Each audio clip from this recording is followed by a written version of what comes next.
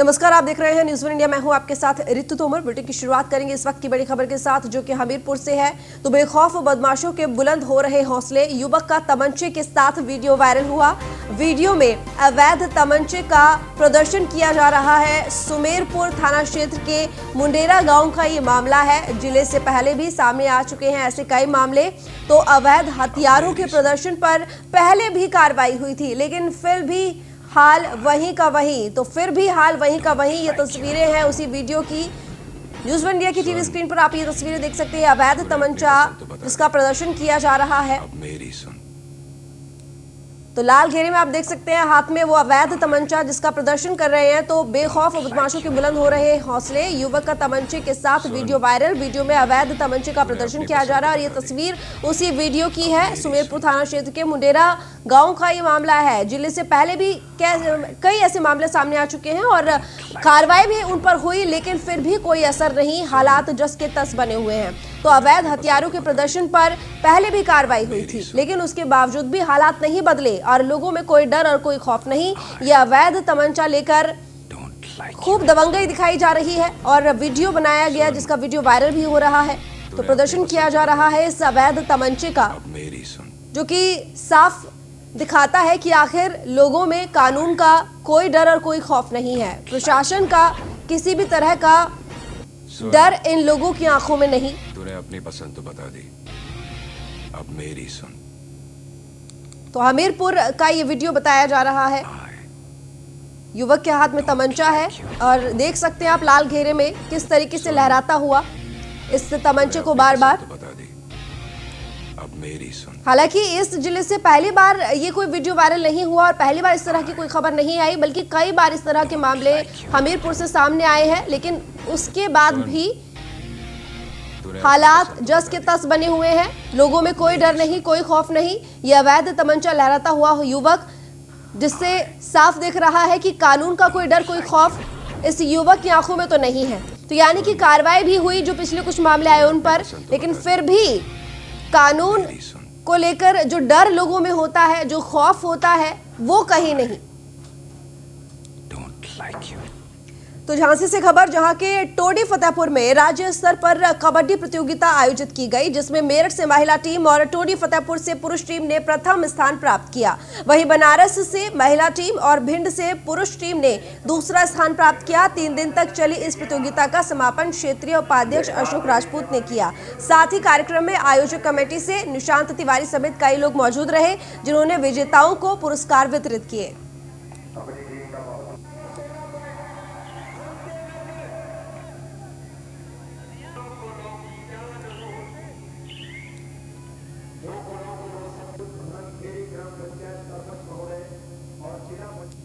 जौनपुर से खबर है, जहां पर एक तरफा प्यार में युवक ने खुदकुशी की कोशिश की। प्रेमिका के ससुराल के बाहर खुद को गोली मारी। 3 साल पहले किसी और से प्रेमिका की शादी हुई। पुलिस ने घायल युवक को अस्पताल में भर्ती कराया। लाइसेंसी असलाह जब्त कर जांच में पुलिस जुटी हुई है। तो जौनपुर से एक खबर, जहां पर एक तरफा प्यार में युवक ने खुदकुशी की कोशिश की। प्रेमिका के ससुराल के बाहर खुद को गोली मारी। 3 साल पहले किसी और से प्रेमिका की शादी हो गई थी। पुलिस ने घायल युवक को अस्पताल में भर्ती करा दिया है और युवक का इलाज चल रहा है। तो लाइसेंसी असलाह जब्त कर पुलिस अब जांच में जुटी हुई है।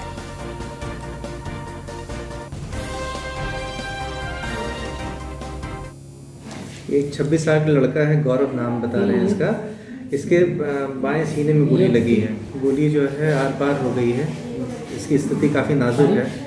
इसको फर्स्ट एड करने के बाद हम लोग ने जिला अस्पताल जौनपुर से बेचू वाराणसी कार्डियोथोरेसिक सर्जरी के लिए रेफर किया। क्या कंडीशन क्या है इसका? सीरियस है। लेफ्ट साइड में चोट लगी है उसके, हार्ट भी लेफ्ट साइड में होता है, लंग्स है सारी, तो कंडीशन सीरियस। समय लगभग 3:30 बजे एसओ पवारा को फोन द्वारा सूचना मिली कि ग्राम बोड़ेपुर में एक युवक ने गोली मार ली है। इस सूचना पर एसओ पवारा ग्राम बोड़ेपुर पहुंचते हैं। घायल युवक जो गौरव मिश्रा बनारस का रहने वाला है, घायल को सतेरिया सीएससी इलाज के लिए भेजा गया। वहां से डॉक्टरों द्वारा जिला अस्पताल रेफर कर दिया गया है। जिला अस्पताल से भी उसको ट्रामा सेंटर बनारस के लिए रेफर कर दिया गया है। घर वालों को फोन से सूचना दे दी गई है। मौके से 32 बोर का रिवॉल्वर बरामद कर लिया गया है। विधिक कार्रवाई की जा रही है। हमीरपुर से खबर, जहां पर तेज रफ्तार बोलेरो और बाइक की भिड़ंत हुई। बाइक सवार 2 लोगों की मौके पर दर्दनाक मौत हो गई। बोलेरो सवार कार छोड़कर मौके से फरार हुआ युवक और पुलिस ने दोनों के शव को पोस्टमार्टम के लिए भेज दिया। तो मामले की कार्रवाई कर जांच में जुटी हुई है पुलिस। राजकोतवाली इलाके के हमीरपुर मार्ग की ये घटना है, जहां पर इस हादसे में 2 लोगों की मौके पर ही दर्दनाक मौत हो गई। तो बोलेरो सवार जो कार है वो मौके से फरार हो गया। कार छोड़कर तेज रफ्तार बोलेरो और बाइक की भिड़ंत हुई, जिसकी वजह से यह हादसा हुआ। बाइक सवार 2 लोगों की मौके पर दर्दनाक मौत हो गई। बोलेरो सवार कार छोड़कर युवक मौके से हालांकि फरार हो गया। तो पुलिस ने दोनों के शव को पोस्टमार्टम के लिए भेज दिया है। मामले की कार्रवाई कर जांच में जुटी हुई है पुलिस। राजकोतवाली इलाके के हमीरपुर मार्ग की ये घटना है, जहां पर तेज रफ्तार बोलेरो और बाइक की भिड़ंत की वजह से 2 लोगों की मौके पर ही मौत हो गई।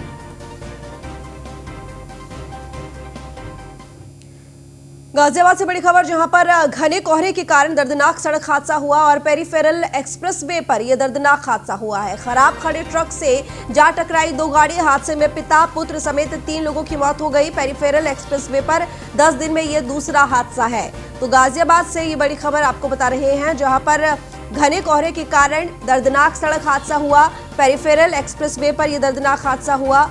खराब खड़े ट्रक से जा टकराई 2 गाड़ी। हादसे में पिता पुत्र समेत 3 लोगों की मौत हो गई। तो पेरीफेरल एक्सप्रेसवे पर 10 दिन में ये दूसरा हादसा है, जहां पर कोहरे की वजह से एक बार फिर से कुछ जानें बलि चढ़ गई।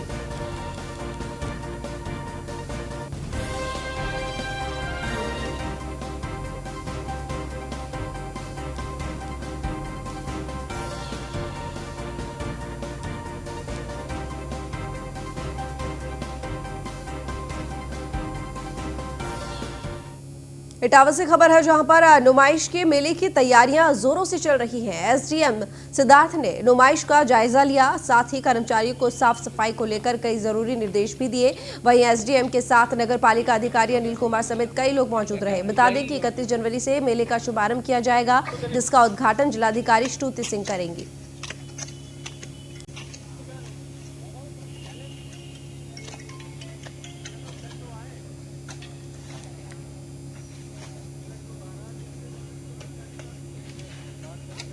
बागपत से खबर, जहां पर किसानों के दिल्ली कूच को लेकर पुलिस अलर्ट। सुरक्षा व्यवस्था के पुख्ता इंतजाम किए गए हैं। दिल्ली जाने वाले ट्रैक्टर का रूट डाइवर्ट कर दिया गया है। पीएसी समेत बड़ी संख्या में स्थानीय पुलिस तैनात है। Eastern peripheral UP Delhi border और यूपी हरियाणा बॉर्डर पर पुलिस तैनात है। तो बता दें आपको, पीएसी समेत बड़ी संख्या में पुलिस बल तैनात और रूट डाइवर्ट कर दिया गया है। जो किसान ट्रैक्टर लेकर जाएंगे दिल्ली, तो किसानों के दिल्ली कूच को लेकर पुलिस बिल्कुल अलर्ट है। पूरी तरह से व्यवस्था, सुरक्षा व्यवस्था को लेकर इंतजाम मजबूत किए गए हैं, पुख्ता इंतजाम किए गए हैं। दिल्ली जाने वाले ट्रैक्टर का रूट डाइवर्ट कर दिया गया है। पीएससी समेत बड़ी संख्या में स्थानीय पुलिस बल तैनात हैं। Eastern peripheral UP Delhi border और यूपी हरियाणा बॉर्डर पर पुलिस बल सुरक्षा व्यवस्था बनाए रखने के लिए तैनात।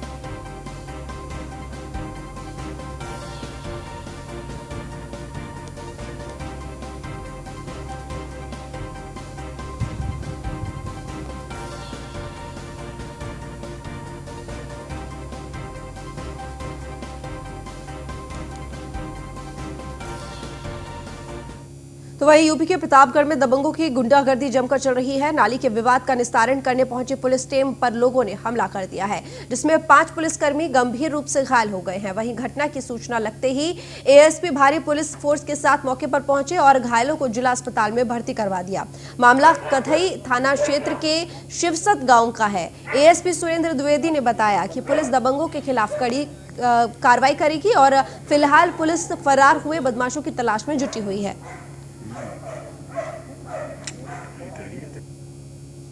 आज दिनांक 24 जनवरी 2021 को शाम को 2 पक्षों में विवाद चल रहा था गांव शिवसत थाना कन्हई। एक तरफ भालचंद का परिवार है, दूसरी तरफ रामेंद्र सिंह का परिवार है। बीच में रास्ता जाता है, रास्ते में पानी भरा होता है। तो उसमें भालचंद की तरफ से ये शिकायत आई थी कि रास्ते को खुलवा दिया जाए।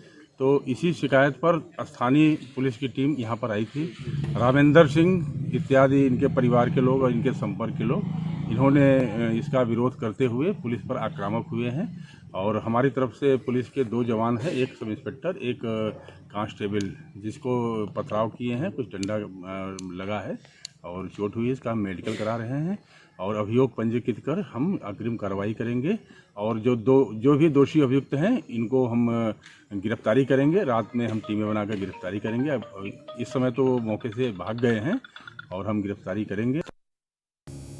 तो वही झांसी में उत्तर प्रदेश अध्यक्ष स्वतंत्र देव सिंह ने कार्यकर्ताओं के साथ बैठक की। बैठक में विशेष रूप से 70 वर्ष से अधिक उम्र के कार्यकर्ता मौजूद रहे। स्वतंत्र देव सिंह ने कार्यकर्ताओं को जरूरी दिशा निर्देश दिए। उन्होंने कहा कि मोदी और योगी जी के नेतृत्व में उत्तर प्रदेश उत्तम प्रदेश बन गया है। साथ ही किसान आंदोलन को लेकर कहा कि यह आंदोलन अब किसानों के हाथ में नहीं है, इसका नेतृत्व राजनीतिक दल कर रहे हैं। बता दें कि स्वतंत्र देव सिंह झांसी में विवाह समारोह में शामिल होने आए थे, तब उन्होंने ये तमाम बातें कही। और सबसे बड़ी बात है कि गुंडागर्दी भी जो AK-47 लेकर सड़कों पर लोग घुमा करते थे, आज योगी सरकार का बुलडोजर चल रहा है और राज्य को छोड़कर बाहर कुछ लोग भागे हुए। इसलिए कुल मिलाकर कह सकता हूं कि उत्तर प्रदेश के अंदर सभी मुख्यमंत्रियों से, अधिकांश मुख्यमंत्रियों से जो सर्वे भी आज तक आया है उसमें आदरणीय योगी जी लोकप्रिय मुख्यमंत्री हैं। इसलिए प्रदेश के तरफ से, संगठन की तरफ से उनको बधाई देता हूँ। आदरणीय मोदी जी भी, कई प्रधानमंत्रियों में जो सर्वे हुआ है उस सर्वे में आदरणीय मोदी जी की लोकप्रियता सबसे हाई है। इसलिए संपूर्ण जनता, देशवासी आदरणीय मोदी जी के साथ खड़े हैं, राज्य के लोग योगी जी के साथ खड़े हैं। किसान आंदोलन महाराष्ट्र पहुंच गया भाई साहब आज शरद पवार। देखिए, किसान आंदोलन में आप स्वयं किसान नीति पढ़ लो और किसानों के लिए जो केंद्र में माननीय मोदी सरकार किया है और आगे भी कर रहा है, मतलब तैयार भी है कि आप बात करो। आप बात भी नहीं करना चाहते इशू पर। ये आंदोलन जिन लोगों के हाथ में नहीं होना चाहिए उन लोगों के हाथ में आंदोलन जा चुका है। किसानों के हित की उसमें कोई विषय हो तो आप बताओ। मैं कह रहा हूँ मंडी ख़त्म, मैं नहीं कर रहा हूँ, लेकिन किसान स्वतंत्र है कि अपना गल्ला कहाँ बेचेगा। MSP मैं कर रहा हूँ, ख़त्म करूँगा नहीं, MSP मैं बढ़ा रहा हूँ और मोदी जी के आने के बाद MSP बढ़ी। सबसे क्रय केंद्र मैं कर रहा हूँ, सभी पर लागू है। गन्ना किसानों का भुगतान मैं सबसे अधिक कर रहा हूँ, 1 लाख करोड़। तो यानी कि सभी जगह मैं कर रहा हूँ और फिर भी तैयार हूँ। आप बात करो, लगता है कोई समस्या है तो उसको निस्तारण करेंगे, उसको स्थगित करेंगे कुछ दिनों के लिए, लेकिन आप तो बात करो। आप जिद पकड़ लिए हैं तो इसका मतलब है कि इस आंदोलन में और इस आंदोलन को कोई लीड कर रहा है, किसान लीड नहीं कर रहे हैं। लखनऊ से खबर है जहां पर सीएम योगी आदित्यनाथ ने नोएडा को दी करोड़ों की सौगात। नोएडा को 706 करोड़ 35 लाख रुपए की सौगात मुख्यमंत्री योगी आदित्यनाथ ने दी। 66 परियोजनाओं का शिलान्यास और लोकार्पण मुख्यमंत्री योगी आदित्यनाथ ने वर्चुअल तरीके से किया। तो आपको बता दें कि आज मुख्यमंत्री योगी आदित्यनाथ नोएडा आने वाले थे ये सौगात देने के लिए, लेकिन मौसम खराब होने की वजह से हेलीकॉप्टर लैंड नहीं कर सकता था हिंडन एयरबेस पर, जिसकी वजह से ये प्लान कैंसिल कर दिया गया। लेकिन फिर वर्चुअली तौर पर ये कार्यक्रम हुआ, इसका शुभारंभ हुआ। मुख्यमंत्री योगी आदित्यनाथ ने इस कार्यक्रम के दौरान नोएडा को करोड़ों की सौगात दी। नोएडा को 706 करोड़ 35 लाख रुपए की लागत के साथ कई परियोजनाएं उनका शिलान्यास किया और साथ ही लोकार्पण भी किया।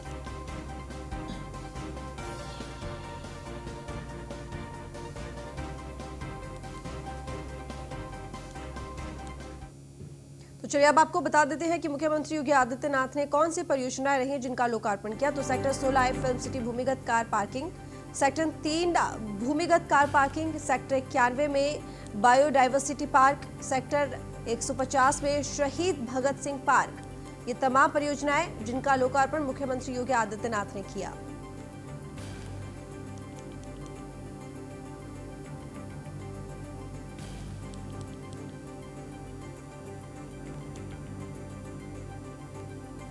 चलिए अब आपको बताते हैं कि सीएम योगी आदित्यनाथ ने कौन सी परियोजनाओं का शिलान्यास किया। तो नोएडा ग्रैनो एक्सप्रेस वे की रिस्पर्सिंग और साथ ही सेक्टर 78 में वेदवन पार्क, सेक्टर 73, 112, 116 और 117 में सामुदायिक केंद्र जिसका शिलान्यास किया गया और सेक्टर 91 में वेटलैंड पार्क और साथ ही सेक्टर 14 में गोवंश आश्रय स्थल, ये तमाम परियोजनाएं जिनका शिलान्यास आज मुख्यमंत्री योगी आदित्यनाथ ने किया। नोएडा ग्रेनो एक्सप्रेसवे की रिस्पर्सिंग और सेक्टर 78 में वेदवन पार्क, सेक्टर 73, 112, 116 और 117 में सामुदायिक केंद्र, सेक्टर 91 में वेटलैंड पार्क और 14 में गोवंश आश्रय स्थल।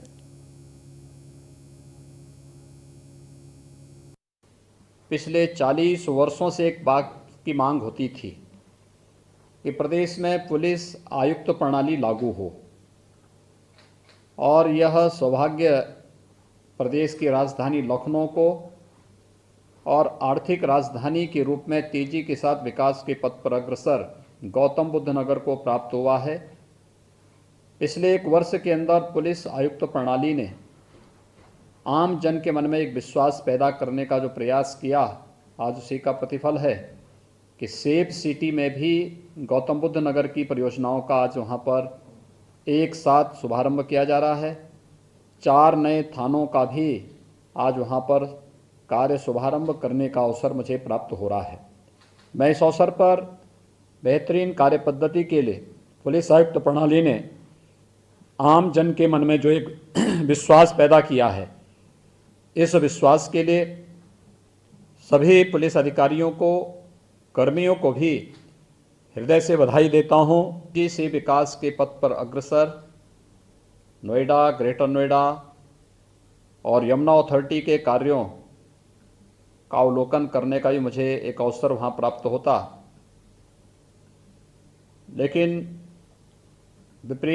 मौसम की विपरीत परिस्थितियों ने हमारे मार्ग में ब्रेकर का काम किया है और मुझे वर्चुअली ही आपसे जुड़ने का अवसर प्राप्त हो रहा है। मैं आपको सभी को सबसे पहले उत्तर प्रदेश दिवस की हार्दिक बधाई देता हूं। एक साथ सैकड़ों करोड़ रुपए की परियोजनाओं का नोएडा अथॉरिटी ने आज लोकार्पण किया है। शिलान्यास का कार्यक्रम भी वहाँ पर संपन्न हुआ है। जनप्रतिनिधियों के परिश्रम और पुरुषार्थ से वहाँ पर Noida authority, greater Noida authority और यमुना अथॉरिटी के अधिकारीगण पूरी प्रतिबद्धता के साथ विकास की इस प्रक्रिया को तेजी के साथ आगे बढ़ा रहे हैं। मैं इसके लिए अपने सभी माननीय जनप्रतिनिधियों को, अथॉरिटी से जुड़े हुए सभी अधिकारियों को और हृदय से बधाई देता हूं। साथ साथ गौतम बुद्ध नगर जनपद के नागरिकों को, जिन्हें इन योजनाओं का सर्वाधिक लाभ प्राप्त होना है, उन्हें भी मैं इस अवसर पर हृदय से बधाई और अपनी शुभकामनाएं देता हूं। पिछले 3-3.5 वर्षों के दौरान आपने बदलते हुए गौतम बुद्ध नगर जनपद को देखा होगा। मैंने स्वयं भी इस बात को महसूस किया है कि अकेले नोएडा अथॉरिटी ने ही वहां पर हजारों करोड़ रुपए की परियोजनाओं का लोकार्पण करा। तो फिलहाल इस बुलेटिन में इतना ही। देखते रहिए न्यूज़ फॉर इंडिया।